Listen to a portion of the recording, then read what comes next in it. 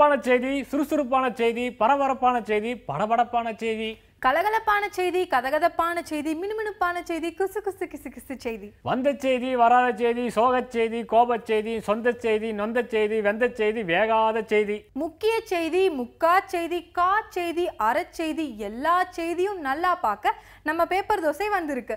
சிரிப்பா சிறப்பா கலகலப்பா கண்டுக்கலிங்க. தந்தனக்க தந்தனக்க தந்தனக்க தந்தனக்க.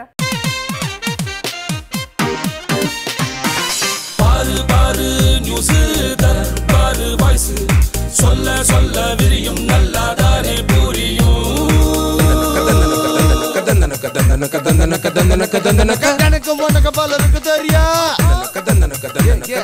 நல்ல செய்தி, கொள்ளை செய்தி, கொலை செய்தி, கொள்ளை செய்தி, நாட்டு செய்தி, வீட்டு செய்தி, நாலாபுரம் நடக்கும் செய்தி.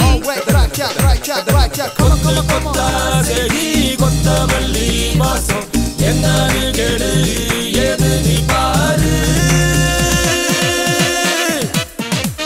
வேண்டும் வேண்டும் வாரியம், மீண்டும் மீண்டும் போராட்டம். காவிரி கரையின் ஓரத்தில் வாடும் பயிரை காக்க வாரியம் அமைக்க வேண்டும். உச்சநீதிமன்ற தீர்ப்பை ஏற்று காவிரி நதிநீர் வாரியம் அமைக்க டெல்டா விவசாயிகள் கோரிக்கை. தஞ்சை, திருவாரூர், நாகையில் மத்திய அரசு அலுவலகம் முற்றுகை. ஜெயலலிதா சசிகலா மீதான சொத்து குவிப்பு வழக்கில் தடை போட முடியாது. மனு தள்ளுபடி. உச்ச நீதிமன்றம் அறிவிப்பு. எரியுது குப்பை, திருச்சியில் எரியுது குப்பை, மேலும் மேலும் குப்பையை கொட்ட பற்றி பரவுது புகை மூட்டம். குப்பை தீக்கு குட் பை சொல்ல பொதுமக்கள் கோரிக்கை. குப்பை லாரிகள் சிறை பிடிப்ப. திண்டுக்கல்லில் குப்பை தீயால் புகை மூட்டம். சூப்பரான செய்தி, நம்ம செய்தி. நாட்டின் விலைவாசியை குறைக்கவும் பணவீக்கத்தை கட்டுப்படுத்தவும் உணவுப் பொருள் மேலாண்மை நடவடிக்கை எடுக்கப் போகிறோம் என்று ரிசர்வ் வங்கி ஆளுநர் ரகுராம் ராஜன் கருத்து தெரிவிக்க, பணவீக்கம் உயர்வுக்கு உணவு பதுக்கலை காரணம் காட்டி தப்பிக்க பார்க்கிறது தாமரை கட்சி என்று கை கட்சியினர் எகிரி குதித்துள்ளதாக எதிரும் புதிருமாக செய்திகளில் முட்டி மோதுகிறார் நமது நடுநிலை செய்தியாளர். சூரிய கட்சிக்கு முழுக்கு போட்டுவிட்டு ஒதுங்கியிருக்கும் பிரபல நடிகை குஷ்பு விரைவில் ஆட்சி அதிகாரத்தில் இருக்கும் தேசிய கட்சியில் ஐக்கியமாக வாய்ப்புள்ளதாக குசு குசுவென கிசு கிசுக்கிறார் நமது அரசல் புரசல் செய்தியாளர். ராஜீவ்காந்தி கொலை வழக்கில் சிறையில் இருக்கும் முருகன், சாந்தன், பேரறிவாளன் மூவரையும் தமிழக வாழ்வுரிமை கட்சி தலைவர் வேல்முருகன் சந்தித்து பேசி நம்பிக்கை ஊட்டியதாக செய்தி சொல்கிறார் நமது சிறைத்துறை செய்தியாளர். மணிப்பூர் மாநில முதல்வர் வீட்டில் திருடிய களவாணி பசங்களை தேடி பிடிக்க தனிப்படை அமைக்கப்பட்டுள்ளதாகவும் கண்ணும் கருத்துமாக காவல் காத்த 40 காவலர்கள் தண்டனைக்கு உள்ளானதாகவும் கருத்தாய் சொல்கிறார் நமது சட்டம் ஒழுங்கு செய்தியாளர். மத்தியில் ஆட்சி மாற்றத்தை தொடர்ந்து நடக்கும் காட்சி மாற்றமாக 6 ஆளுநர்கள் மாற்றம் என்ற செய்தி தலைநகர் டெல்லியில் கடும் பரபரப்பை ஏற்படுத்தியுள்ளதாக ஆளுக்கேற்ற நாற்காலியை மாற்றுகிறார் நமது பிழைக்க தெரிந்த செய்தியாளர். பொறியியல் படிப்பிற்கான மாணவர் சேர்க்கையில் கூடுதல் அவகாசம் வேண்டும் என தனியார் கல்லூரிகள் தொடுத்த வழக்கில் தமிழக அரசு பதிலளிக்க கோரி உச்சநீதிமன்றம் நோட்டீஸ் அனுப்பியுள்ளதாக தபால் போட்டுள்ளார் நமது போஸ்ட் ஆபீஸ் செய்தியாளர். இந்தியாவில் மண்ணெண்ணெய் இல்லாத நகரமாக தலைநகர் டெல்லி மாற்றப்பட்டுள்ளதாக மாசு குறைபாட்டை அளவெடுக்கிறார் நமது சிலிண்டர் அடுப்பு செய்தியாளர். மின்வாரிய ஊழியரை தாக்கிய வழக்கில் பீகார் சிறையில் இருக்கும் தாமரை கட்சி தலைவர் யஷ்வந்த் சின்ஹாவை மற்றொரு தலைவர் எல்கே அத்வானி சந்தித்து பேசி ஜார்க்கண்ட் தேர்தலுக்கு தயாராக சொன்னதாக அள்ளிவிட்டுள்ளார் நமது துல்லியமான செய்தியாளர். நாகாலாந்து மாநிலத்தில் தேசியவாத காங்கிரசின் 4 எம்எல்ஏக்களில் 3 பேர் சொந்த கட்சிக்கு டாடா காட்டிவிட்டு பாஜகவில் ஐக்கியமாகிவிட்டதாக பசையுள்ள இடத்தில் ஒட்டு போடுகிறார் நமது ஜால்ரா செய்தியாளர். எகிப்து நாட்டின் புதிய அதிபராக திருவாளர் இப்ராஹிம் பதவியேற்றுக் கொண்டதாக பன்னாட்டு செய்திகளை தட்டிவிட்டுள்ளார் நமது கில்லாடி செய்தியாளர் என்று கூறிக்கொண்டு நாங்களும் அடுத்த செய்திக்கு தாவுகிறோம். அரசியல் வானில் மத்தாப்பு, செய்தி ஊடகங்களில் பரபரப்பு, சமூக தளங்களில் கலகலப்பு. இன்னும் 2-3 நாளைக்கு பூ பூவாய் பூக்கும் இந்த விஷயம்தான் ஹாட் டாபிக். அந்த கட்சியில இருந்த பூ இந்த கட்சிக்கு வந்த பூ, எந்த கட்சிக்கு போக போறத பூ? அப்பு சொல்லுங்க பூ. அதாங்க நம்ம குஷ்பு விவகாரம் தான் பூ. வாங்க பூ, பார்க்கலாம் பூ. விதவிதமா ஜன்னல் வச்சு ஜாக்கெட் போட்ட குஷ்பு இப்போ அவங்களே திமுகவில இருந்து கதவை சாத்தி வேக வேகமா வெளியேறிட்டாங்க. ஒரு காலத்துல தமிழ்நாடே குஷ்பு குஷ்புன்னு அலைஞ்சுது. குஷ்பு இட்லி, குஷ்புவுக்கு கோயில்னு எங்க பார்த்தாலும் குஷ்பு புகழ்தான். அப்புறம் சினிமாவிலும் சின்னத்திரையிலும் வெற்றி கொடி நாட்டிக்கிட்டு இருந்த குஷ்பு அரசியல்ல குதிக்க போறாங்கன்னு சொன்னதும் ஆர்வமாச்சு ஒட்டுமொத்த மீடியாவும்.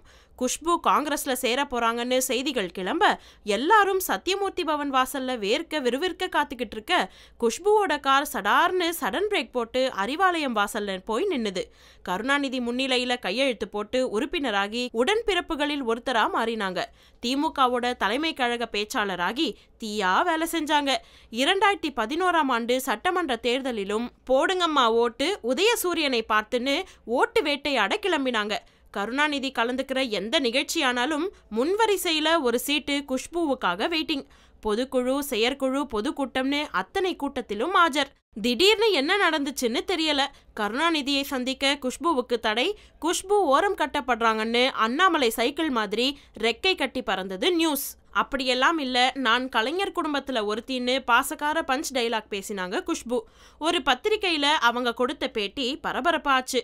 திமுக ஒரு ஜனநாயக இயக்கம், தலைவருக்கு பிறகு தளபதி தான் தலைவர் ஆகணும்னு இல்லை, நாங்க பொதுக்குழுவை கூட்டி ஜனநாயக ரீதியா முடிவெடுப்போம்னு தாங்க சொன்னாங்க குஷ்பு. கடுப்பான ஸ்டாலின் ஆதரவாளர்கள் குஷ்பு மேல செருப்பை வீசினாங்க. சென்னையில குஷ்புவோட வீடும் தாக்கப்பட்டுச்சு. கருணாநிதியும் கண்டன அறிக்கை கொடுத்தாரு. நடந்து முடிஞ்ச நாடாளுமன்ற தேர்தல்ல டாட்டூ குத்தின குஷ்பு ஓட்டு கேட்க கிளம்பினாங்க. அப்புறம் என்ன ஆச்சுன்னு தெரியல, உடல்நிலை சரியில்லைன்னு ஒதுங்கி ஓய்வெடுக்க ஆரம்பிச்சுட்டாங்க. தேர்தல் முடிவுகள் வந்து கோபாலபுரமே சோகத்துல மூழ்கி இருக்கிறப்ப கருணாநிதியை சந்திச்ச குஷ்பு இந்த தோல்வி மக்களுக்கு தான்னு மைக் முன்னால கருத்து சொன்னாங்க. ஜூன் 3ஆம் தேதி கருணாநிதி பிறந்த நாளுக்கு வாழ்த்தும் சொன்னாங்க. ஆனா இப்போ நான் கட்சியில அர்ப்பணிப்போட பணியாற்றினேன், ஆனால் எல்லாமே ஒன்வேயா இருக்குன்னு பொசுக்குன்னு ராஜினாமா லெட்டரை கருணாநிதிக்கு அனுப்பியிருக்காங்க.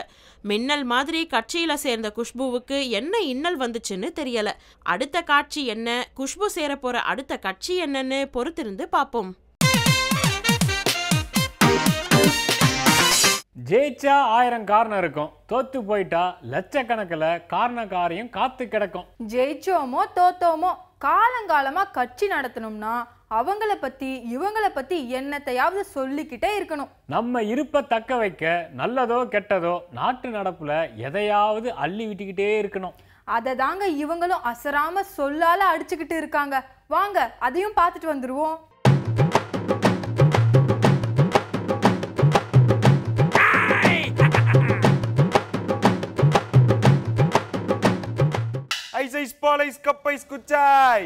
இந்த காவேரி பிரச்சனை தொடர்பா தமிழக முதல்வர் ஜெயலலிதா வந்து மோடி ஐயாவுக்கு ஒரு கடிதம் எழுதியிருக்காங்க இல்லையா, அது அரசியல் உள்நோக்கம் கொண்டதுங்க. ஏன்னா ஏற்கனவே இந்த பிரச்சனையை பத்தி உச்சநீதிமன்றத்தில் ஒரு கேஸ் நடந்துட்டு இருக்கு. அந்த கேஸுக்கு தீர்ப்பு வந்தாதான் மத்திய அரசே இந்த காவிரி மேலாண்மை வாரியத்தை நிறுவ முடியும். அதனால இந்த கடிதம் எழுதியிருக்கிறதுனால கர்நாடகத்துக்கோ இல்லை மற்ற மாநிலங்களுக்கோ கவலையும் இல்லை, பிரச்சனையும் இல்லை. அதனால கர்நாடக மக்களே, உங்களுக்கு நான் ஒன்று சொல்கிறேன் என்னன்னா, நீங்கள் கவலையே படாதீங்க, எந்த பிரச்சனையும் இவ்வளோ பெருசாலாம் ஆகவே ஆகாது. ஏன்னா நாங்கள் மோடி ஐயாவை போய் பார்த்தோம் இல்லையா, அப்போயே சொல்லிட்டோம், ஐயா காவிரியில் இவ்வளோ பிரச்சனைலாம் இருக்குது, நீங்களா பார்த்து ஏதாச்சும் பண்ணுங்க அப்படின்னு சொல்லிட்டு எல்லா பிரச்சனையும் சுட்டி காட்டியிருக்கோம். அதனால கர்நாடக மக்களே நீங்கள் கவலைப்படாதீங்க. இந்த மாதிரி அப்பா எல்லாம் நடக்க வேண்டியது நல்லா நடக்கும் அப்படின்னு சொல்லிட்டு மக்களுக்கு ஆறுதல் சொன்னது நான் இல்லைங்க, கர்நாடக முதல்வர் சித்தராமையா. பூவு பூவு பூவு, முல்லைப்பூ மல்லிப்பூ ஜாதிப்பூ, பூவாங்கலியோ பூவு. என்னோட ஒவ்வொரு வளர்ச்சியிலையும் என்னோட மாமியாருக்கு முக்கியமான பங்கு இருக்கு. சாதாரணமாக பொண்ணுங்க அப்படின்னாலே மாமியாரை ஒரு எதிரி மாதிரி தாங்க பார்க்குறாங்க. ஆனால் நான் அப்படி கிடையவே கிடையாது. ஏன்னா நான் இந்த அளவுக்கு வளர்ந்து ஒரு நல்ல ஸ்டேஜில் இருக்கேன் அப்படின்னா அதுக்கு முக்கியமான காரணம் என்னோட மாமியார் தான். அதனால் நான் அவங்களுக்கு எந்நாளைக்கும் நான் வந்து நன்றி சொல்லிக்கிட்டே தான் இருப்பேன். பூவு பூவு பூவு. ஆட இப்படி மாமியாரை பற்றி நல்ல மாதிரியே பேசணும். மகராசி யாருன்னு கேட்குறீங்களா? வேற யாரு? லோக்சபாவோட சபாநாயகர் சுமித்ரா மகாஜன். நான் எப்போ பார்த்தாலும் சென்னைக்கு வந்து போகும்போதெல்லாம் எல்லா பத்திரிகையாளரும் விமான நிலையத்தில் ஐயா ஏதாச்சும் நியூஸ் இருந்தால் சொல்லுங்கள், ஐயா இதை பற்றி நான் நினைக்கிறீங்க, ஐயா அதை பற்றி நினைக்கிறீங்க, இதை பற்றி தங்களின் கருத்து என்ன அப்படின்னு எல்லாமே கேட்குறாங்களே.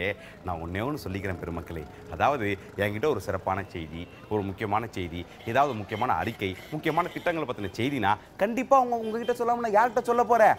அதை விட்டு சும்மா வரும்போதெல்லாம் அதாவது அதாவது அதை பற்றி என்ன கூறினேன் என்றால் இதை பற்றி நாடாளுமன்றம் பாராளுமன்றம் அப்படி சும்மா பேசுறதுக்கு நான் ஒன்றும் நாராயணசாமி கிடையாது. கிடையாதுங்க. அதே மாதிரி நான் அடுத்த நாராயணசாமியாக மாறத்துக்கும் விரும்பலைங்க. அதனால் உண்மையான செய்திகள் இருந்தால் கண்டிப்பாக நான் உங்கள்கிட்ட சொல்லாமல் யார்கிட்ட சொல்ல போகிறேன்? ஐசாய்ஸ் இந்த மாதிரி நியூஸ் இருந்தால் கண்டிப்பாக உங்ககிட்ட தாங்க யூஸ்ஃபுல்லாக வருவேன் அப்படின்னு பத்திரிகைகளை பார்த்து சொன்னது நான் இல்லைங்க, மத்திய இணையமைச்சர் பொன் ராதாகிருஷ்ணன். ஐசைஸ் பாலைஸ் கப்பைஸ் குச்சாய்ஸ் பூவு பூவு பூவு முல்லைப்பூ மல்லிப்பூ ஜாதிப்பூ பூவாங்கலையோ பூவு. தமிழ் சினிமாவில் எனக்கு ஃபேவரட் அப்படின்னா 2 பேரை சொல்லலாம். ஒன்று அஜித், இன்னொன்று கௌதம் மேனன். ஏன்னா இவங்க 2 பேரும் பார்த்தீங்கன்னா திறமை எங்கே இருக்குது அப்படின்னு சொல்லி தேடி கண்டுபிடிக்கிறவங்க அப்படின்னு சொல்லலாம். அது மட்டும் இல்லாமல் இந்த மாதிரி ஒரு டேலண்டான ஆர்டிஸ்ட்டுக்கு எந்த கேரக்டர் கொடுத்தா சூட் ஆகும் அப்படின்னு நல்லாவே தெரிஞ்சவங்க. ஏன் சொல்கிறேன் அப்படின்னா இப்போ எனக்கு சான்ஸ் கொடுக்கலாமா வேணாமா அப்படின்னு யோசிச்சுட்டு இருக்காங்க சில டைரக்டர்ஸ். ஆனால் இந்த நிலைமையில கூட அஜித்தோட 55வது படம், அதாவது கௌதம் மேனனோட படம், அந்த படத்தில் எனக்கு வந்து ஒரு வெயிட்டான ஒரு கதாபாத்திரம் கொடுத்துருக்காங்க. அதில் சூப்பராக நானும் நடிச்சிருக்கேன். அதனால் ஏற்கனவே என்னோட பழைய படம் இருக்கு இல்லையா, விண்ணை தாண்டி வருவாயா, ஸோ அந்த படம் மாதிரியே இதுவும் வந்து ஒரு மெகா ஹிட் ஆகும் அப்படின்னு நான் உறுதியாகவே சொல்லுவேன். பூவு பூவு பூவு. அட இப்படி உறுதியா சொன்னது யாருன்னு கேக்குறீங்களா? வேற யாரு? நடிகை த்ரிஷா. பலோன் பலோன் பலோன். பெரியார், மார்க்ஸ் இவங்க எல்லாமே சமுதாய மாற்றத்திற்காக போராடின சிறந்த புரட்சியாளர்கள். இவரோட சிந்தனை வழியில வாழ்ந்து வந்தவர் தான் நடிகர் மற்றும் இயக்குனரான மணிவண்ணன். இவர் ஒரு நடிகர், இயக்குனர், ஒரு வசனகர்த்தா அப்படின்னு தான் நிறைய பேத்துக்கு தெரியும். அது மட்டும் இல்லைங்க, இவர் ஒரு நல்ல கவிஞரும் கூட. அண்ணன் ஒரு கவிதை எழுதுனா அவ்வளவு அருமையா இருக்குங்க. அது மட்டும் இல்லாமல் என்னோட சினிமா வாழ்க்கையில் இருக்கிற ஒவ்வொரு வெற்றி படியிலுமே அண்ணனோட பேர் கண்டிப்பாக இருக்குங்க. நான் சினிமாவில் பெரிய ஆளான அத்தனை காரணமே மணிவண்ணன் நான் தலை தூக்கி சொல்லுவேன். அது மட்டும் இல்லை, அதாவது சமுதாயத்து மேலே உள்ள மாற்று கருத்துக்களை நம்மளோட குடும்பத்தில் செயல்படுத்துறது வந்து ரொம்ப கடினமான விஷயம். அப்படி செயல்பட்டு வாழ்ந்து வெந்து மறைஞ்சவர் தான் நம்ம அண்ணன் மணிவண்ணன். பலோன் பலோன் பலோன் அப்படி சொன்னது நான் இல்லைங்க, அவரோட நெருங்கிய நண்பர் சத்யராஜ். தினசரி பத்திரிகையில் கொட்டை எழுத்துல வால் போஸ்டர் அடித்து தொங்க விட்டுட்டாங்க. டிவியில் அண்மை செய்தி, முதன்மை செய்தி, சிறப்பு செய்தி, சில்லறை செய்தின்னு சுற்றி சொல்லிக்கிட்டே இருக்காங்க. புலனாய்வு செய்தியில் ஏன், எதுக்கு, எப்படி, எதனால், எப்போ, என்னாச்சுன்னு தோண்டி துருவி நோண்டி நொங்கெடுத்து அலசி ஆராய்ச்சி பக்கமாக ஆராய்ச்சி கட்டுரை போட ஆரம்பிச்சிட்டாங்க. அதாங்க இன்றைய கேலிச்சித்திரம் கார்ட்டூன்.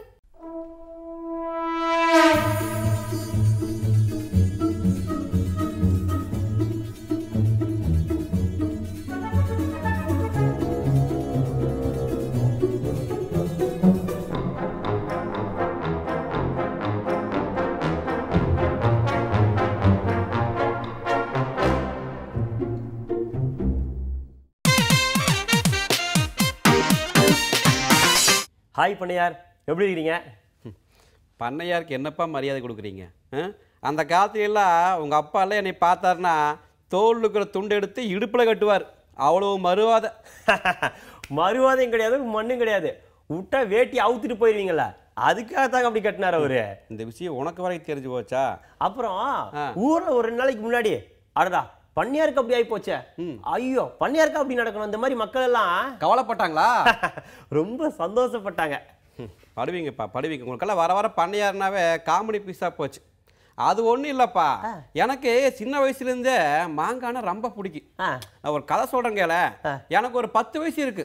எங்கள் அப்பா போய் டவுனில் ஒரு சாமியார்கள் பார்க்க போயிருந்தார். அப்போ அந்த சாமியார் ஒரு மாம்பழம் கொடுத்துருக்காரு, இது கொண்டே கொடுங்க உங்கள் பையங்களுக்குன்னு. அவரும் எடுத்துகிட்டு வந்தார். அப்போ திடீர்னு என் தம்பியும் வந்துட்டான். அந்த மாம்பழம் எனக்கு தான் வேணும்னு கேட்டான்.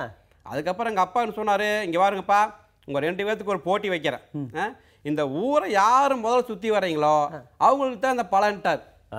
அதுக்கப்புறம் என் தம்பி என்ன பண்ணா, டப்புன்னு சைக்கிள் எடுத்துட்டு ஊர் சுத்த போயிட்டான். நான் என்ன பண்ணேன்னா, சொல்லுங்க என்ன பண்ணீங்க? நீங்க தெரியும் இது, அதாவது வந்து திருவிளையாடலோட கதை. நீங்க வந்து அப்பா அம்மா நீங்க தானங்க இந்த ஊர் மாதிரி, எனக்கு அதனால உங்களை சுத்தி வர்றேன், நீங்க எனக்கு பழத்தை கொடுங்கன்னு இருப்பீங்க. என்னதான் இப்படி பேசுறீங்க? அதவே சொல்லுவேன் ஆச்சு. அந்த படத்தை பத்தி எல்லாரும் தெரியுமில்ல. நான் அப்படி பண்ணலப்பா, என்னுடைய மூளை யூஸ் பண்ணி சீக்கிரம் சொல்லுங்க. பயங்கரமா திட்டம் போட்டு என்ன பண்ணீங்க? என்ன பண்ணுன்னா, எங்க அப்பா பக்கத்துல போய் அந்த பழத்தை பிடிங்கிட்டு ஓடிட்டேன். நீங்கன்னா அப்படித்தானே பண்ணுவீங்க. இதுக்கு ஒரு கதை வேற சொல்லுங்க. அந்த பழத்தால என்னதாச்சு? இப்ப அதாப்பா, எனக்கு அப்ப இருந்தே மாங்கானா உயிர். போன வாரம் அப்படித்தான் டவுனுக்கு போயிருந்தேன். ஒரு ஜோலியை முடிச்சுட்டு வரும்போது ஒரு கடையில மாங்காய் அருமையா இருந்துச்சுப்பா, நல்லா பழுத்து இருந்துச்சு. ஒரு 2 பழம் தான் வாங்கிட்டு வந்து வீட்டில் சாப்பிட்டேன். அதுன்றானா நிற்காம பிடுங்கிருச்சு.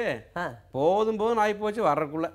வெயில் காலத்துல மாங்காய் சாப்பிட்டதுனாலயா? அப்படித்தான் போல இருக்குது. இனிமேல் மாங்காவே சாப்பிடக்கூடாது போல இருக்குது. அப்படி ஆகி போச்சு. உங்களை மாதிரி தான் ஊருக்குள்ள எல்லாரும் தப்பா நினைச்சிட்டு இருக்காங்க. வெயில் காலத்துனால மாங்காய் சாப்பிடணும் அப்படி ஆகுது, சூட்டை கிளப்பி போட்டாலும் அப்படி ஆகுதுன்னு. அதையெல்லாம் தாண்டி முக்கியமான விஷயம் இந்த கெமிக்கல் கார்பைடு கல்லுன்னு ஒரு கல் இருக்குங்க. அந்த கல்லை வச்சு பழத்தை பழுக்க வைக்கிறாங்க. சரியா? இப்ப அந்த கார்பைடு கல்லை பத்தி பேசிட்டு இருந்தோம் இல்லையா? அதான் கேக்குறேன். கால்சியம் கார்பைடு கல்லுங்கிறது ஒரு நச்சு பொருளுங்க. இந்த வெல்டிங்க்கு பயன்படுத்தாங்க பாருங்க. ஆமா. அந்த இதுல இருக்கக்கூடியது அது தடை செய்யப்பட்ட பொருள். சரியா? அது என்ன பண்ணுவாங்கன்னா ஒரு 100 கிலோ மாம்பழம் இருக்குன்னு வைங்களேன். அந்த மாம்பழத்துக்கு நடுவுல அதை வந்து வெறும் ஒரு 40 கிராம்ங்க அதை வந்து ஒரு கவருக்குள்ள வச்சு ஓட்டை போட்டு வச்சுட்டா போதும். அப்படியே அது வந்து பழுத்த மாதிரி ஒரு இது உண்டாக்கிரும். அது எதனால அப்படி உருவாகுதுன்னா அதுல உள்ள நச்சு பொருட்கள் அசிட்டலின்ங்கிற ஒரு வாயுவை வெளியிடுது. அந்த வாயு படும்போது நல்லா கேட்டுக்குங்க, பழுத்த மாதிரி தோல்ல ஒரு மாற்றத்தை உண்டு பண்ணுமே தவிர பழம் உள்ள பழுத்திருக்காது. என்னப்பா அநியாயமாக்குது? அது இயற்கையா பழுக்க வைக்க வேண்டியதானே, அது என்ன கஷ்டம்? ஏங்க இயற்கையா ஒரு பழம் பழுக்கிறதுக்கு எவ்வளவு நாள் ஆகும்? என்ன ஒரு 6-7 நாள் ஆகும். ஆனா இந்த கல்லை வச்சு பழுக்க வச்சீங்கன்னா வெறும் 12 மணி நேரம். நைட் வச்சீங்கன்னா காலையில பழுத்துரும். அடடா. சரியா? இதனாலதான் அப்படி பண்றாங்க. அப்புறம் இதை நீங்க வாங்கி சாப்பிட்டீங்கன்னு வைங்க, உங்களுக்கு வயிற்றுப்போக்கு, செரிமான கோளாறு, வயிறு வலி, இது எல்லாம் தாண்டி தொடர்ந்து சாப்பிட்டீங்கன்னா புற்றுநோயே வந்துருங்க. என்னங்க இது இப்படி சொல்றீங்க? ஆமா. சரியா?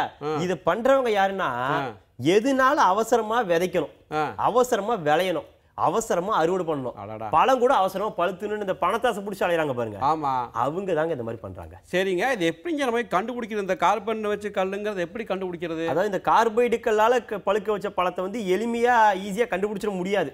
சரிங்களா? இருந்தாலும் சின்ன சின்ன விஷயங்கள் சொல்றாங்க. பல்லு அந்த பழம் பாக்குறதுக்கு சும்மா பல இருக்குங்க. அப்படித்தாங்க இருந்துச்சு. சரிங்களா? கெட்டியா இருக்கும். சரிங்களா? ரொம்ப நாள் பாத்தீங்கன்னா அப்படியே இருக்கும், அழுகாது, கெட்டு போகாது. இதெல்லாம் கொஞ்சம் பார்த்து நீங்க இருந்துக்கணும். உனிமே அந்த மாங்காயை சாப்பிடாம விட்டுறணும் போல இருக்குது. அப்படிதான் இருக்கக்கூடாது. மாங்காயால ஏகப்பட்ட பயன்கள் நமக்கு இருக்கு. சரியா? உதாரணமா அதுல பாத்தீங்கன்னா ஆன்டி ஆக்சிடென்ட்ஸ் அப்படிங்கிற சத்துக்கள் இருக்கு. அதனால உங்களுக்கு பாத்தீங்கன்னா நோய் எதிர்ப்பு கிடைக்கும், இதய நோய் வராது, மூப்பு வராது, அதாவது வயசான மாதிரி தெரியாது. சரிங்களா? அதையெல்லாம் தாண்டி புற்றுநோய் வர்றதை தடுக்கும். இது பாத்தீங்களா? அப்படியே வந்து அந்த கார்பன் கல்லு வச்சா புற்றுநோய் வரும்னு சொன்னீங்க.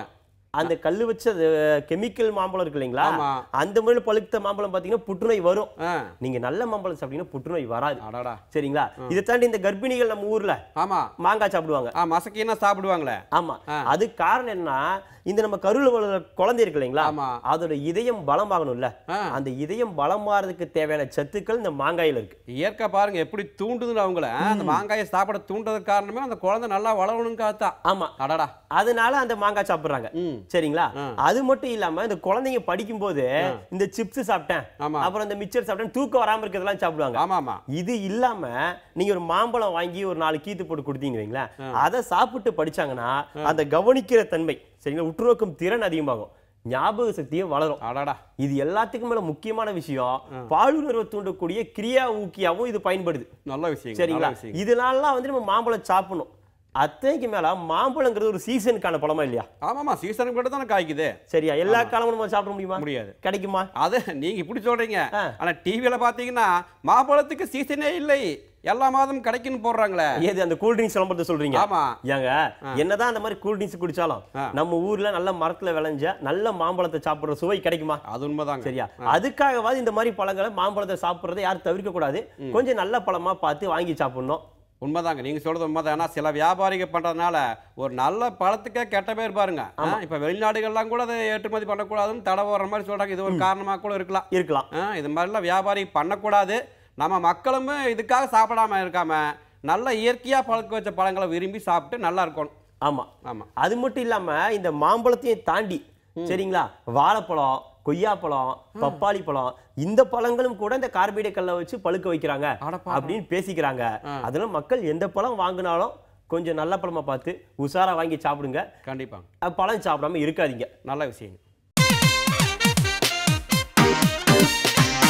சுத்தி சுத்தி நடக்கிற அத்தனை செய்தியையும் சும்மா சுத்தி அலைஞ்சி திரிஞ்சு ஆளை பிடிச்சி துப்பு துளைக்கி சேகரித்து கொண்டு வர நாங்கள் இருக்கோம். நீங்க சூடா சுவையா இனிப்பா தித்திப்பா ஆற அமர காலங்காத்தால கண்டுகளிச்சிருப்பீங்க. நாளைக்கு பொழுது விடியும் போது எங்கெங்க என்னென்ன நடக்குதோ நடக்க போகுதோ எதை பத்தியும் கவலைப்படாம இன்னைக்கு பொழுதா ஓட்டுங்க. அடுத்த செய்தியை பாக்குறதுக்கு நாளைக்கு வரைக்கும் புது யுகத்துல காத்துருங்க. பல செய்தி சுவையாய் வருது, தர்பார் தருது, சூடாய் வருது. சூப்பரான செய்தி, நம்ம செய்தி.